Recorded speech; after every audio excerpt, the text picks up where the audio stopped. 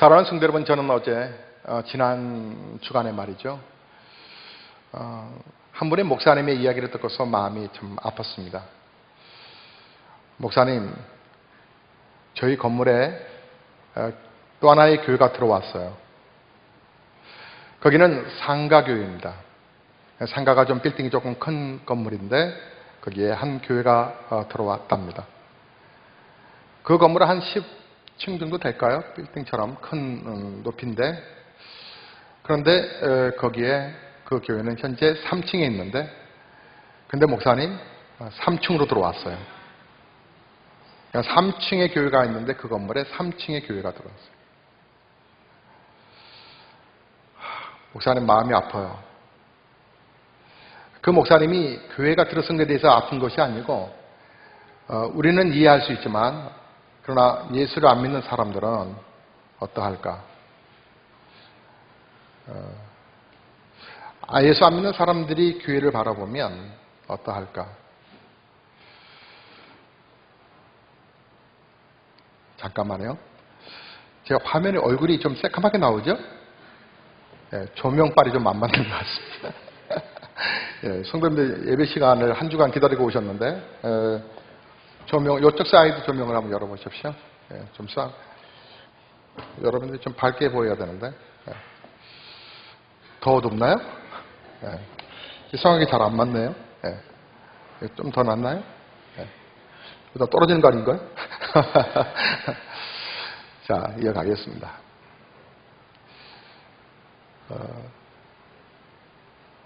세상 사람들이 바라볼 때 교회가 옆에 있는 빌딩에 있는 것도 아니고, 같은 건물에 하나의 또 교회가, 더군다나 더 같은 층에 엘리베이터 딱 내리면 오른쪽으로 가야 되나 왼쪽으로 가야 되나, 교회가 두 개 있네.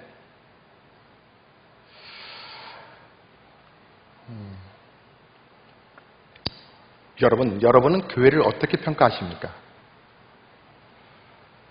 교회에 대해서 여러분은 어떤 이미지를 갖고 계시나요? 교회 말에.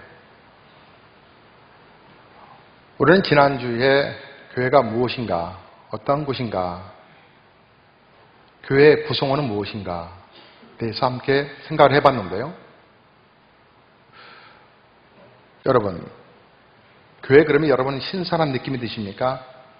아니면 교회 그러면 숨이 막혀, 그런 느낌이 드시지 않습니까? 저는요, 실은 우리 교회 성도님들이, 오늘 3부 예배 나온 성도님들 환영하고 사랑합니다. 최소한의 이런 의식은 있어야 된다고 생각합니다. 우리 교회만의 교회가 되는 것은 의미가 없다.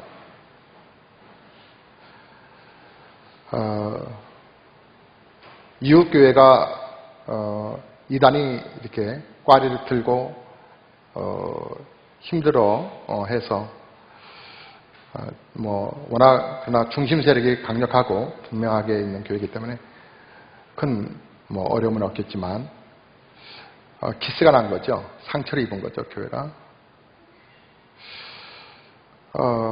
만약에 더 온전한 건강한 교회였다면 그런 상처를 그 전에 미리 막아낼 수 있었겠죠.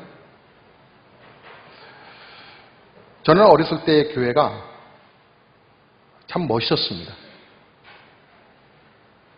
저는 어렸기 때문에 교회 깊은 내막을 몰랐기 때문에 교회가 참 좋았습니다.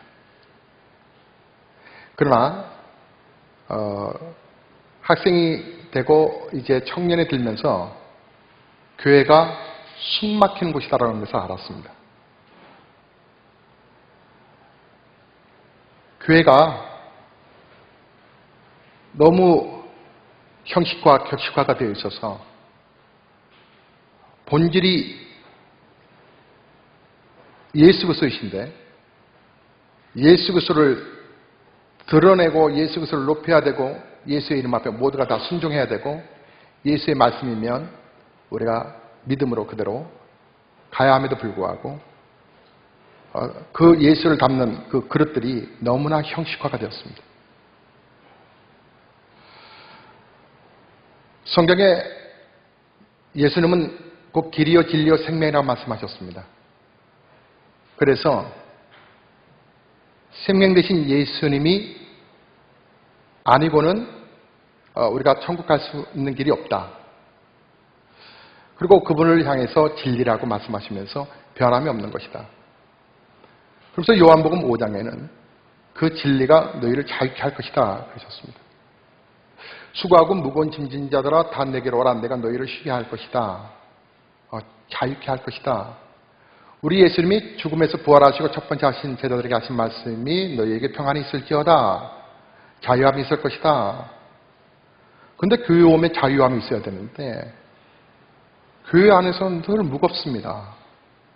장로님들이 가운을 입고 한쪽 이렇게 앉는 자리가 있어요. 어느 날 저는 고등부 때 학생회장을 했습니다. 서울 영락교회에서 제가 쭉 줄곧 자랐는데요. 그 학생회장을 하면 우리 영락교회는 지금도 그런지 모르겠습니다만은 고등학교 2학년들은 6개월만 임원을 합니다. 공부하라고 6개월만 합니다. 그 회장이 되면 또 임원들과 함께 쭉 다 담임 목사님한테, 그 당시엔 박조준 목사님이셨는데 목사님께 기도받으러 갑니다.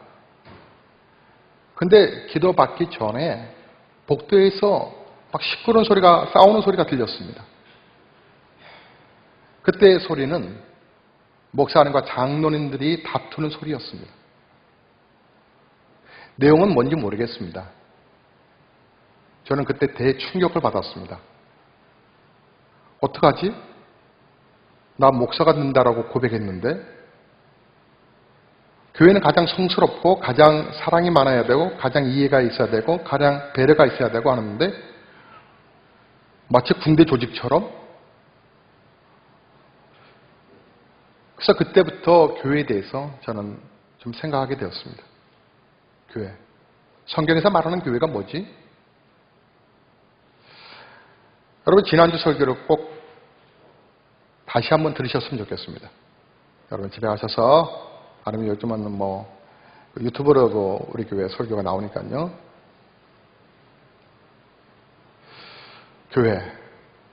교회는 바로 우리 자신입니다.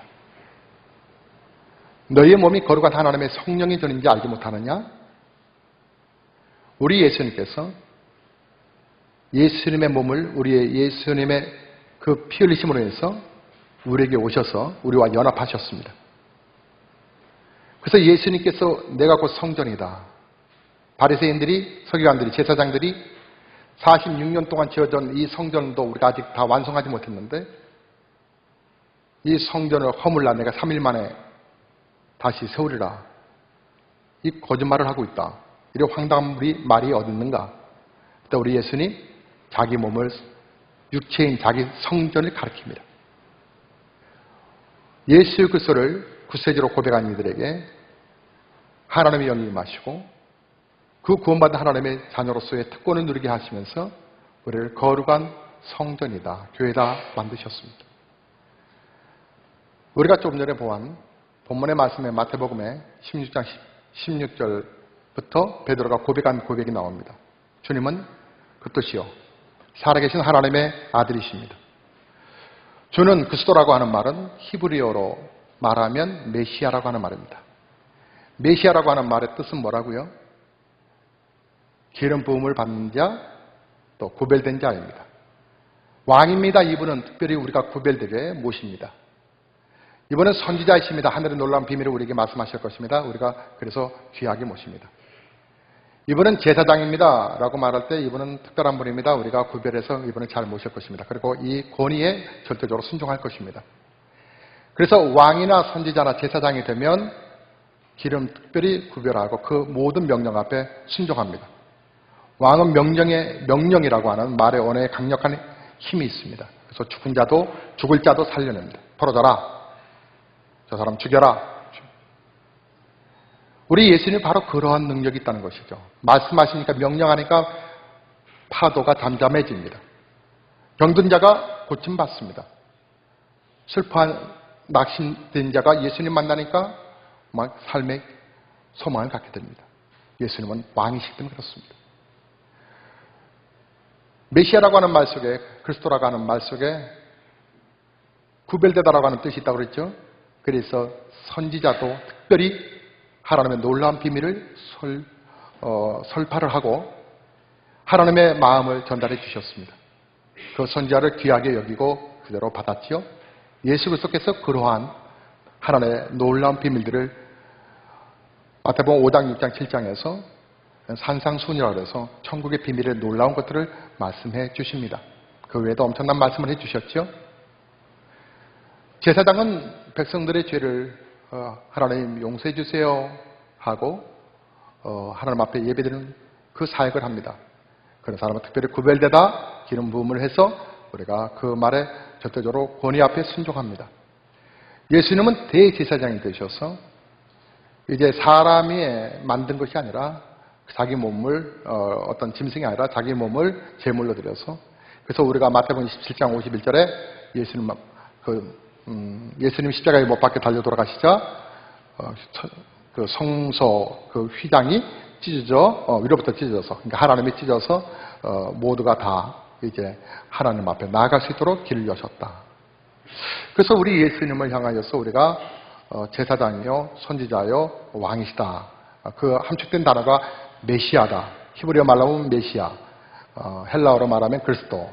강력한 힘이죠. 베드로가 그것을 고백했다고 하는 것입니다.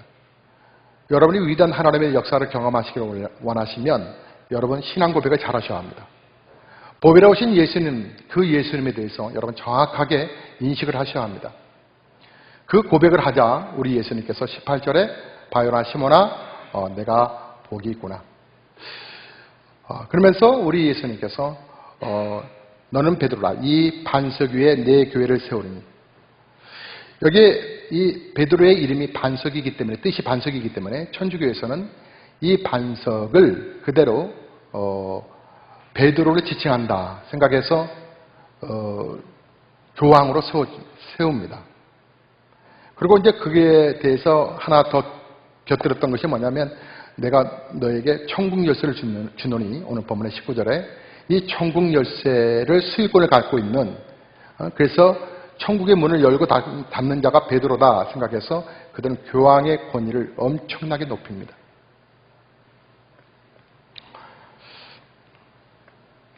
질서라고 하는 법원 앞에서는 부럽기도 합니다.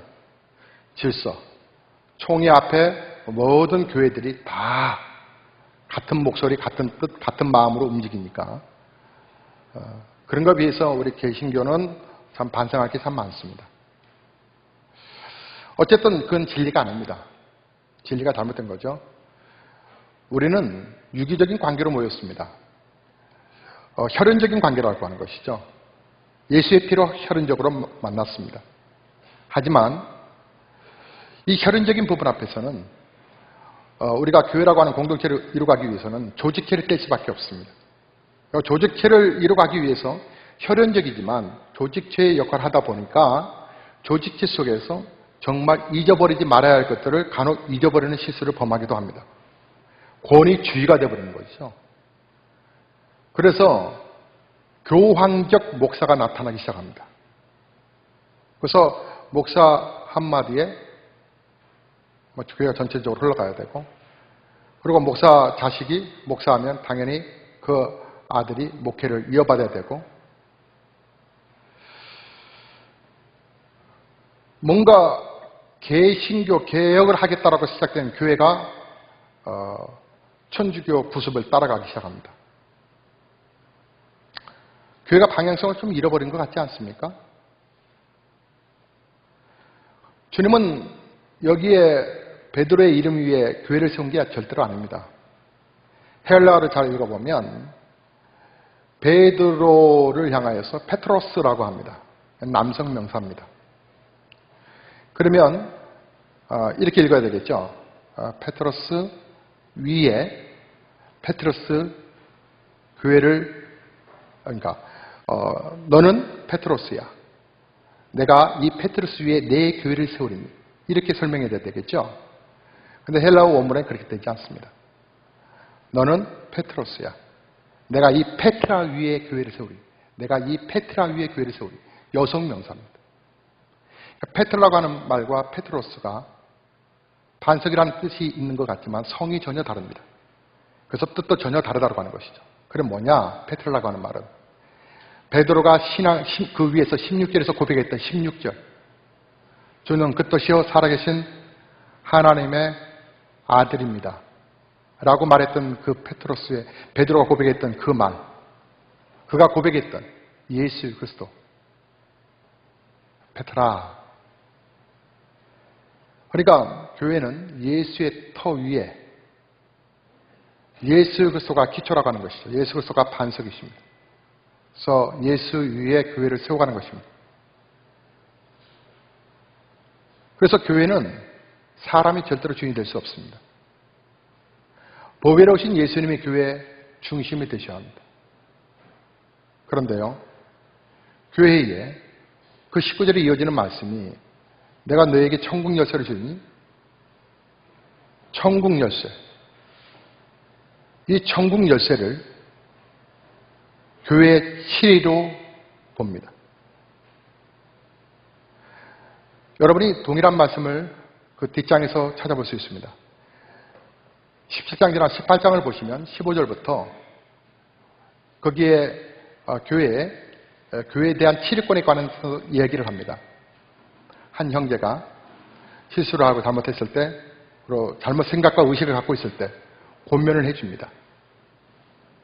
그런데 말을 듣지 않습니다. 두세 사람이 가서 같이 권면을 해줍니다. 그래도 말을 듣지 않습니다. 그러면 교회에다가 얘기해라. 그러니까 교회 당회에서 함께 그 문제에 대해서 다시 그를 불러서 권면해 줍니다. 그럼에도 불구하고 그가 돌아서지 아니하면 그를 어떻게 여기라? 이방인과 세리처럼 여겨라. 즉 이 말은 뭐예요? 불신자로 여겨라. 불신자로. 그러니까 교회에서 어떻게 해요? 파면시켜라. 출교시켜라. 라고 합니다.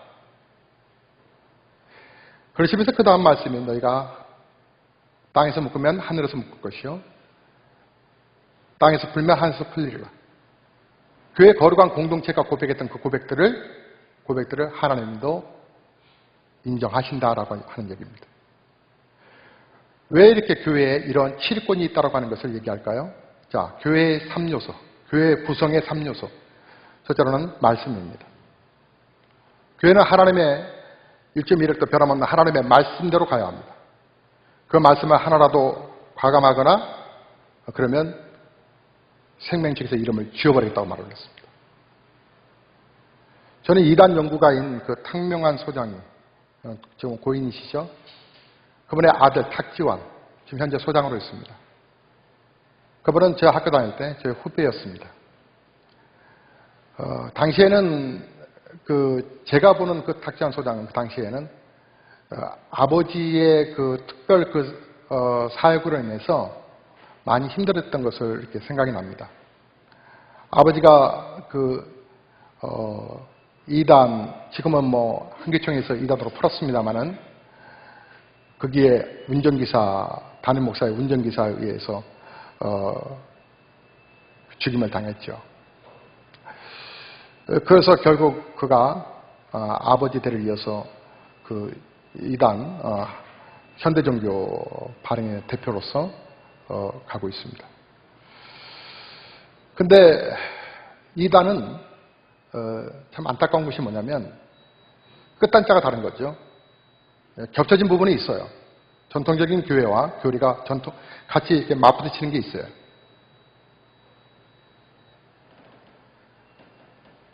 같이 이게 맞부딪히는 곳에 이 부분을 함께 이게 겹쳐진 부분들을 이단은 타고 들어옵니다. 그래서 기존 신자들을 그 안에서 안심을 시키죠. 그러고 나서 이 가운데 있는 이 겹쳐진 부분에서 함께 신뢰가 쌓이고 마음을 쌓이면 이제 교회의 구성원에 또 교회 조직에 문제가 있는 것을 자꾸 말을 하면서 안타까워하듯이 교회를 마치 염려하는 것처럼 그러면서 비본질적인 그들의 잘못된 교류로 끌고 내려갑니다. 처음에는 성도들이 그냥 같은 특별한 말씀을 공부하나 봐 했다가 나도 모르는 사이에 교회의 불만과 불평을 갖고 있었던 부분 속에서 빠져들어갑니다. 그래서 결국은 이것이 뭐 대단한 걸 발견한 것처럼 생각해서 신천지니 구천지니 떠돌아다니면서 한국교회를, 결국은 현 교회를 무너뜨리는 일들을 그들은 하늘의 영국배우처럼 자리를 꿰차고 들어와서 교회를 결국은 상처를 냅니다. 결국은 이런 것들이 어떤 슬픔이 되냐면, 어떤 문제가 되냐면, 교회 안에서 새 가족이 오면 우리는 모두 다 환영하고 맞아들여야 되지 않습니까? 근데 시간을 두고 환영을 한다는 얘기죠. 저번에 신앙생활 잘 하시나, 그분의 신분이 정확하게 노출되셨나, 이게 참 슬픈 겁니다. 교회는 예수 그리스도를 구세주로 고백한 사람들이 바로 교회입니다. 왜냐하면 주님께서 예수 그리스도를 구세주로 고백한 이들에게 교회를 세운다고 말씀하셨으니까 저와 여러분은 작은 교회들입니다. 작은 교회들이 모여서 보이는 교회, 각연적 교회, 유형적 교회, 이 건물적인 교회 안에 모이게 되었습니다. 모이는 이유는 뭘까요? 예배드리기 위해서. 그래서 교회라고 하는 말을 정확하게 말하면 예배당이라고 표현하는 것이 더 좋을 수 있습니다. 이단 연구가들이 안타까운 것은 이단은 정말로 이렇게 잣대를 재다가 자기의 영혼이 병들어 있는 걸 모릅니다. 은혜와 순수함이 다 사라져 버렸습니다. 그래서 우리 한국교회가 이단이라고 하는 부분은 분명한 이단은 이단으로 딱 얘기를 해야 합니다. 그리고 강력하게 대치해야 합니다. 강력하게. 구원파부터 시작해서 강력하게 이단들은 대치시켜야 합니다. 그런데 안타까운 것은 우리가 새 가족이 오시면 열렬히 환영하고 축복하고 맞이해야 되는 것이 당연한 것처럼, 그런데 그런 것을 제대로 하지 못하는 이 슬픔들이 또 교회 안에 큰 문제로 지금 되고 있는데, 저희 교회는 그게 정말 편치 않아요. 그래서 어느 교회들은 교회 입구에다가 신천지 출입금지라고 큰지막하게 써놓습니다. 그게 이제 법적 기준이 되는 거거든요. 출입하지 말라고 하는데 당신들이 와가지고 만약 포교 활동을 했다 그러면 법적으로 고소할 이유와 명분이 됩니다. 그 자체가 얼마나 슬픕니까? 주님께서 모든 만민이 다 와서 기도하는 곳이라 그러셨는데, 그리고 불신자들이 전혀 기독교에 대한 관심도 없고 2단인지 3단인지 관심도 없는 사람들이 교회 지나가다가 그거 하나 무슨 딱지 같은 거 하나 딱 붙여져 있는 그 글을 보면 잘들 한다. 내 이 꼴 보기 싫어서 교회 안 다닌다. 니들끼리 2단인지 3단인지 다 찝고 너희끼리 알아서 해라. 불신자들이 눈에서 보면 교회가 얼마나 우습게 보일까요? 물론 우리 교회도 예배당이 24시간 열려있지만 단 경배를 해야 되니까 신천지와 이단들은 출입할 수 없습니다라고 이렇게 말씀을 드립니다. 주보에도 그렇게 나오고 있고요. 그런데 그렇게 이단을 막 걱정하다가 자기의 영혼이 다 깨져버린 것을 인식 못하는 안타까움이 있습니다. 그래서 잣대는 될 줄 알지만 자기 자신의 영혼의 잣대를 될 줄 모릅니다. 그리고 합리화시킵니다. 영혼이 얼마나 병들어 있는 자체를 몰라요. 그래서 어설프게 아는 것이 상대방을 평가를 하고 판단을 하고 자기의 영혼이 죽어가는 것을 모르고,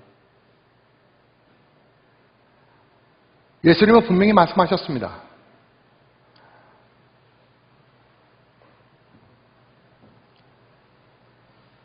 베드로의 신앙 고백 위에, 신앙 고백의 주체가 누구예요? 예수 그리스도. 거기에 주께서 말씀하셨어요. 누구 교회? 내 교회. 주님의 교회. 교회를 세운다. 그러므로 교회는 그 누구도 목소리를 높여서는 안 됩니다. 목사도 목소리를 높여서는 안 됩니다. 우리 교회 훌륭하신 장로님 3분 계시지만 장로님도 목소리를 높이면 안 됩니다. 저는 그 꼴 못 봅니다. 안수 집사님도 마찬가지입니다. 권사님, 집사님들도 마찬가지입니다. 우리 30여 분의 우리 권사님들도 목소리 높이면 안 됩니다. 우리 교회는 초신자가 와서 편안하게 마치 10년 신앙생활 하신 것처럼 그렇게 편안함을 가져야 되는 그런 교회가 돼야 되고, 목사도 허드렛 일 다 해야 되고, 장로님들도 허드렛 일 다 해야 합니다. 왜냐하면 교회 주인은 예수 그리스도이시기 때문에 교회는 그 누구도 예수의 보배로우신 예수님 외에 그 누구도 높아져서는 안 되기 때문에 그렇습니다. 교회 7일권에 관한 부분들, 교회 구성 요소 가운데서 말씀과 성례정과 치리가 있는데 이 치리는 너무나도 중요한 것입니다. 근데 오늘날 교회는 치리를 못합니다. 치리라고 하는 것은 바로 잡다라고 하는 얘기입니다. 바로 잡다. 집사님, 왜 이렇게 주의를 제대로 못 지키세요? 에? 아니, 이게 습관화가 되셨어요. 몇 개월 이렇게 하시면 되겠습니까? 그 말에 대해서 목사가 또 담당 목사님들이, 교구 목사님들이 우리를 사랑해서 끌어주시는구나 이렇게 생각하지 않습니다. 이유가 있으니까. 근데 왜 오늘날 교회들이 7일권이 없을까요? 왜 교회가 7일 하지 않는 것일까요? 그것은요, 세상의 경영 원리를 그대로 교회로 들어왔기 때문에 그렇습니다. 세상의 경영 논리가 교회로 그대로 들어왔다고요. 그래서는 손님은 왕이다. 손님의 비위 맞춰야 된다. 예, 좋은 거죠. 그렇죠? 새신자, 새가족, 또 교회에서 이전에서 오시는 분들 VIP로 우리가 모시지 않습니까? 그런데 정말로 교회들이 새가족이 오셨을 때 그분의 영혼을 정말 사랑하고 그분을 하나님께서 우리가 섬기도록 이렇게 하나님 보내셨다라고 하는 천사를 맞이하는 마음처럼 그런 마음으로 정말 맞이하고 있는 것일까? 와서 자리나 채워주고 헌금으로 통해서 교회 운영이 되고 그런 매개체로 보는 건 혹시 아닐까? 이게 오늘날 교회가 다시 한번 점검해야 할 내용이고, 또 하나 교인들도 세상 경영을 가지고 교회에서 그렇게 대하다 보니까 성도들도 비유에 맞지 아니하면, 어느 날 제가 성도들이 은혜를 받았다고 하는 메시지와 은혜를 받지 못했다, 다른 말로 말하면 시험 든다라고 표현했을 때 그 기준이 뭔가 이렇게 생각을 해본 적이 있었습니다. 그랬더니 아주 간단하더라고요. 내가 뜻한 바가 있었는데 그 뜻한 거하고 목사님 메시지가 맞으면 그건 은혜 받았다라고 말합니다. 근데 내가 뜻한 거하고 목사님이 달리 설교를 하면 그건 시험 들었다라고 말합니다. 그렇게 은혜가 값싼 것일까요? 그건 아니겠죠. 은혜는 그렇게 값싼 게 아닙니다. 내 영혼이 아플 때에 쓴약이라도 먹어야 됩니다. 몸이 아플 때 쓴약이라도 먹듯이 주의를 제대로 지키십시오. 아니, 권사님이 기도의 자리에 안 서시면 되겠습니까? 힘드셔도 몸이 너무 아프세요. 아프니까 더 나오셔야죠. 기도하십시오. 지사님 생활이 많이 힘드셨나 봐요. 아니, 왜요 목사님? 11조가 줄어들었어요. 이러시면 안 되죠. 똑바로 하세요. 그러면 네 하고 순종할까요? 이것이 이제 몇 번씩 이렇게 딱 쌓이면 여기만 교회야? 내가 다른 교회 가서 내가 VIP 또 왕으로서의 내가 또 대접을 받으리라. 교회 중심, 교회 주인의식이 사라져버린 거죠. 세상의 경영 논리가 교회 안에 들어오다 보니까 성도들 스스로도 거룩한 교회의 구성 요소 세 가지 가운데 하나, 말씀과 성례전과 이 7이라고 하는 부분을 교회가 하지 못하고 있으니까 결국 세월이 지나서, 시간이 지나서 어떻게 됐어요? 주인의식들이 사라져버리기 시작했어요. 결국은 이것이 어떻게 됐어요? 사단의 밥이 되어버리고 말았어요. 이번에 여러분 총리 후보자로 나온 그 문 장로님, 그분에 대해서 여러 가지 평가들이 있지만 저는 개인적으로 참 슬프다는 생각이 들어요. 목사의 개인적인 생각이에요. 민주주의라고 하면, 그리고 대통령이 이 후보적인 부분을 선택을 했다면 최종 결정은 청문회에서 결정해야 되는 거예요. 우리가 대표로 뽑은 국회의원들이 아주 자료를 잘 준비하고 잘 찾아내고 체크해보고 체크해서 그때 결정하는 거예요. 대단하다. 그런데 막 여론몰이로 가는 거예요. 여론몰이.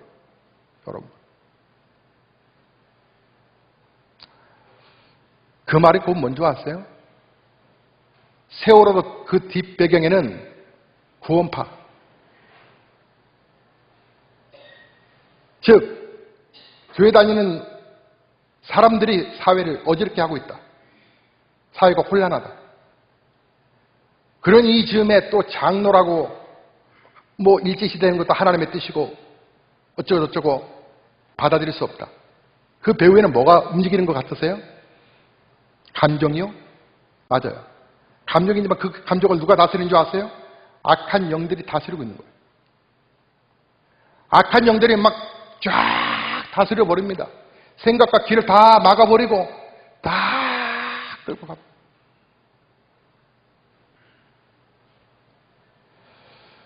저는 그분에 대해서 뭐 변론하거나 그분에 대해서 얘기하고 싶지는 않아요. 하지만 진정한 민주주의가 뭐예요? 올렸으면 그 결과는 맡기는 거예요. 가기도 전에 심판하고 평가해버리고 판단해버리면. 그래서 노무현 대통령이 제일 힘들었던 이유가 바로 그거였어요. 어느 기업에서 여러분 힘드시죠? 대통령직도요. 정말 힘듭니다. 못해 먹겠습니다. 그들을 위로하려고 했던 그 메시지를 앞뒤부분 다 자르고 신문의 헤드라인 기사에 대통령직도 못해 먹겠다. 그리 많은 백성들이 그것을 바라보고 노무현 대통령을 어떻게 평가하겠어요? 그래서 여러분은 저를 진보 성향으로 보지 마세요. 저는 극히 보수 성향이 갖고 있는 목사예요.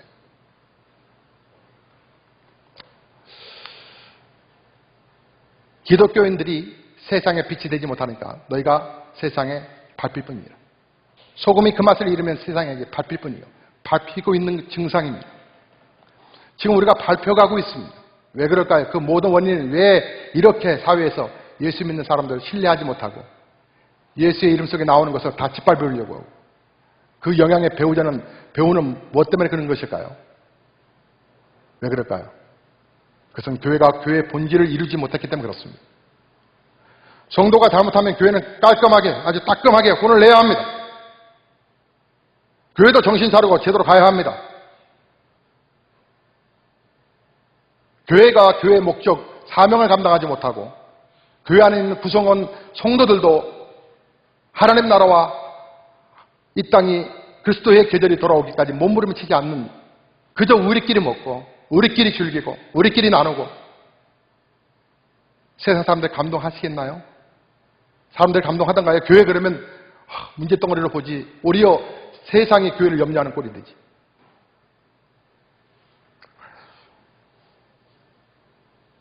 (18장에서) 20절에 이렇게 말씀하시죠. 두세 사람이 모인 곳에 나도 그들과 함께 있느니라. 함께 있겠다고 말씀하셨습니다. 주님이 함께 있고 싶어 하신 곳은 어떤 곳일까요? 정말 깨끗한 곳 아닐까요? 거룩하신 주님이 지저분한 곳에 오실 수 있나요? 깨끗한 곳에 오셔야죠. 교회는 깨끗해야 합니다. 왜 교회라고 하는 부분에 교회는 주님의 이름으로 교회를 세워졌는데 세워진 그 교회 위에 그 교회 안에 왜 7권을 얘기했을까요? 그 7권을 인정하는 것이 너희가 땅에서 묶으면 하늘을 묶을 것이야. 땅에서 풀면 하늘에서 풀리리라. 교회에서 이분은 예수 그리스도를 신앙으로 고백했습니다. 이분은 하나님의 자녀인 것을 확정합니다. 성부와 성자와 성령의 이름으로 세례를 주노라. 그때 하늘에서도 인정한다. 교회는 참 거룩하고 귀한 공동체입니다. 거룩하고 귀한 공동체를 이루기 위해서는 여러분 질서를 지켜야 한다고 하는 것입니다. 질서를 지키지 아니하면 교회는 교회로서의 건강한 모습의 자태가 나타날 수 없습니다. 우리가 지난 6개월에 그 여러분이 드린 헌금들을 매월마다 당회에서 점검하고 또 수입 결산을 지출을 함께 보고 있습니다만 상반기급 부분을 또 정리해서 함께 검토했습니다. 교회 재정에 대해서 여러분 궁금하신 분들은 언제든지 사무실에 오셔서 여러분이 또 헌금을 어떻게 하셨는지도 보시고 한번 체크해 보시기 바랍니다. 교회가 제대로 어떻게 수입이 됐고 어떻게 지출했는지. 우리 교회가 은행 대출권은 좀 있지 않습니까? 근데 은행 대출권이 다 정리가 되면 아마 누구나 들어와서 홈페이지에 들어와서 볼 수 있도록 아마 그것도 열어놓을 것입니다. 하지만 대출권적인 부분들이 있어서 그 부분까지는 완전 오픈하기는 어렵고 여러분 교회 오셔서 사무실에서 언제든지 보실 수 있습니다. 교회는 궁극적으로 저와 여러분이 모인 이유는 정말 하나님의 영광입니다. 하나님의 이름을 드러내기 위함인 것입니다. 서로가 서로를 그래서 여러분 팔이 아파요. 이쪽 팔이 아프면 온몸 전체가 아프지요? 신경 쓰입니다. 내가 왼쪽 다리가 아픕니다. 왼쪽 다리가 아파서 쫓쫓 하다 보니까 너무 디디기가 힘드니까 오른발을 자꾸 쓰다 보니까 오른발까지 아픕니다. 교회가 왜 치료권이 있냐면 같이 아파하라는 것입니다. 그런데 당뇨병이 정말 무서운 병이더군요. 손가락, 발가락이 막 잘라지는 것도 있더라고요. 자르지 않으면 안 되는 이유는 온몸에 퍼져서 결국은 몸이 죽기 때문에. 그래서 잘라야 한다고 하는 겁니다. 그때는 과감하게 오른쪽 다리도 왼쪽 다리도 잘라냅니다. 왜 그래요? 교회 몸을 살리기 위해서입니다. 교회는 바로 그런 것입니다. 교회는 하나님의 진리의 성경 신구약의 66권의 말씀 그대로 믿고 가고 그 안에서 교회가 얼마나 소중한지 모두가 다 교회 안에서 권위주의 내려놓고 겸손하게 목사부터 교회 안에 모든 중직자들도 다 그분들을 소중하게 그리고 한 지체가 아프면 초대교회 때 서로가 음식을 나누며 떡을 떼며 서로 물건을 통용하며 함께 나눴다라 말하지 않습니까? 함께 공동체를 함께 가는 것입니다. 서로를 소중하게 서로가 귀하게 여기셔야 합니다. 그래서 교회에 오면 마음이 편안하셔야 합니다. 지난주 우리 집사님, 연세 드신 집사님 가운데 한 분이 저에게 처음으로 상담 요청을 하셨습니다. 그래서 식사하고 오세요 했더니 들어오셨습니다. 그 집사님 얘기를 쭉 들어왔습니다. 그 집사님이 심각하게 처음에 입을 열어 말씀하셨습니다. 근데 그 심각한 표정 속에서는 그분이 하신 말씀이 너무나도 행복하게 만들어 주셨습니다. 이런 거였습니다. 목사님, 내가 이 지역의 어느 교회를 갔었습니다. 근데 그 가운데 우리 교회 밥맛이 최고입니다. 난 대단한 얘기를 하실 줄 알았더니 우리 교회 밥맛이 최고입니다. 어느 교회는 어떻습니다? 어느 교회는 어떻습니다. 어느 교회는 어떤데요? 우리 교회 밥맛은 집에서 한 것처럼 너무나도 맛있습니다. 오늘 교회 처음 방문하신 분들은 꼭 식사하고 가셔야 합니다. 꼭 식사하고 가셔서 평가하시지는 마시고 그 줌만 맛있었겠죠. 그렇게 말하면 또 봉사하시는 분들 섭섭하나요? 자기가 정성껏 하시려고 합니다. 교회는 밥맛도 좋아야 되고요. 차 마시는 맛도 맛있어야 되고요. 교회는 편안해져야 되는 것입니다. 어디 안에 있을 때? 진리 안에 있을 때. 진리를 떠나서는 그건 아닙니다. 그거는 교회를 허무는 자일 겁니다. 그러면 안 됩니다. 교회는 예수 그리스도 앞에 모두가 다 교회 거룩한 치리권이 있다고 하는 것을 인정하고 인식하고 그 안에 제도 안에서 그 말씀을 다 순종하는 것입니다. 저는 정말 그런 생각을 했습니다. 우리 교회가 바른 교회가 되지 못하면 교회를 공중분해시키자. 굳이 우리 교회가 있을 이유가 뭐가 있겠나. 우리 주변에는 정말 좋은 교회들 많이 있습니다. 그런데 우리 교회는 그 좋은 길을 따라가려고 하는 것도 있지만 더 중요한 건 본질로 가보자. 본질로 가는 것이 좀 투박해도 본질로 가자. 주일 거룩하게 잘 지키자. 그래서 부득불하게 주일날 3교도로 인해서 출근하시는 분들을 위해서 주일 7시 반 예배가 있습니다. 예배 드리고 가십시오, 그러면. 그런데 뭐 또 새벽부터 일어나 나가신 분들이 또 있다고 그래요. 그래서 요즘 고민입니다. 주일 밤 9시 예배를 만들까? 주일을 지키시라고 하는 원칙은 우리가 똑바로 가자. 그리고 주의 몸이신 교회는 우리의 거룩한 헌금으로 됩니다. 말라기서 3장 말씀을 보면요. 너희가 온전한 내 여호와가 말하노나 말씀하시면서 온전한 11조를 드려 내 창고에 양식이 있게 하고, 교회는 어디에 보조받는 곳이 아닙니다. 우리 성도들이 드려진 헌금으로 교회가 유지되어 가는 것입니다. 그러기에 그 지출되는 돈들은 정말 귀하고 투명하게 아름답게 사용되어야 할 것입니다. 교회는 재테크하는 곳이 아닙니다. 근데 이 교회에, 유대교회에서 11조를 드려라. 11조를 여러분, 저는 신앙 고백이라고 생각합니다. 저는 우리 아이들에게 다른 건 강조 안 해도 예배생활, 신앙생활 하는 데 있어서 11조를 잘해야 할 것을 계속 권면합니다. 독일로 돈 벌러 간 아들에게도 꼭 얘기합니다. 11조는 온전하게 드려야 된다 하더라. 이게 네가 복을 받는 비결이다. 자식이 외국에서 고생한 그 돈을 뻔히 하는데 11조를 왜 바치라고 그럴까요? 야, 이것은 너의 신앙 고백인 거야. 혹시 11조 떼먹으신 분 계십니까? 11조는 구약의 말씀인데 지켜야 할 이유가 있다고 생각하십니까? 그렇게 생각하고 거절하신 분 계십니까? 여러분의 생각을 한번 좀 내려놓으시겠습니까? 11조 하다가 여러분 부담스럽다고 좀 이렇게 온전하게 하지 못하고 이렇게 좀 반으로, 또 그 반으로 이렇게 줄여버리고 여러분 그 11조 하는 척 하시는 분 계십니까? 다시 회복하십시오. 여러분, 건강한 교회를 만들기 위해서는 여러분의 몸 자체도 건강해야 되듯이 여러분의 영혼이 잘 되어야 교회가 잘 되는 것입니다. 투박하더라도 여러분 귀에 좀 거슬리더라도 들으십시오. 우리가 해야 할 거룩한 교회를 지켜가기 위한 거룩한 신앙의 고백입니다. 행위입니다. 저는 여러분의 영혼을 위해서 새벽마다 기도하고 있습니다.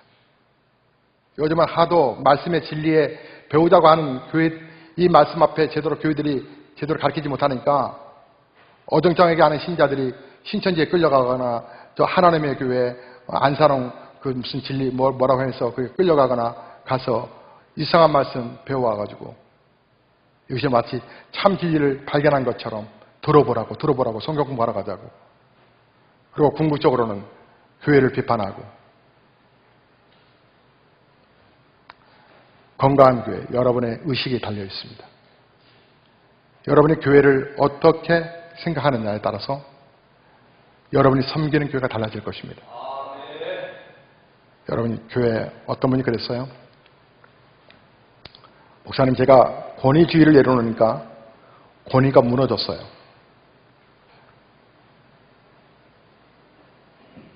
권위는 인정해줘야 합니다. 목사가 해야 할 사역에 대한 권위, 그리고 장로님이 맡은 그 사역에 대한 권위, 재정부장 맡겼으면 재정부장의 그 권위를 그대로 인정해줘야 합니다. 목사가 좌지우지하면 안 됩니다. 물론 제대로 가고 있는지 아닌지 목사는 검토해야 되겠지만, 권사님, 안수 집사님 권위를 그대로 인정해줘야 합니다. 우리 교회는 기관장이라 부르지 않고 섬김장이라 부릅니다. 그 기관의 섬김장, 섬기십시오. 자, 섬김장의 권위를 인정해드려야 합니다. 그런데 그 권위를 만약에 인정하지 않냐고 짓밟는다면, 그래서 후배 목사님이 제 메시지를 듣고서 권위주의를 내려놓기 시작했습니다. 그래서 예배당에서 이렇게 청소하고 있는데, 이게 아담한 예배당입니다. 그런데 한 집사님이 다가와서 그러더래요. 목사님, 저기도 쓰레기 있어요. 잘못된 교회가 아니죠. 같이 쓸어야죠. 권위를 내려놔야 합니다. 그러나 권위주의는 밟지 마십시오. 아니, 권위주의를 내려놔야 합니다. 그러나 권위는 밟지 마십시오. 교회가 이 땅에서 가장 아름다운 교회, 상식이 통하는 교회 세우려면 어떻게 해야 될까요? 교회 치리권에 대해서 인정하십시오. 그리고 바른 예수님 믿기를 위해서 힘쓰십시오. 여러분이 아직도 여러분의 자아를 내려놓지 않는다면 여러분의 자아, 그 고집으로 여러분은 계속적으로 여러분의 영혼이 아플 것입니다. 주님은 참 좋으신 분이십니다. 그분이 희생하셔서 피를 흘리셔서 우리의 죄를 대신 다 담당하셔서 우리를 존귀한 자로 만드셨습니다.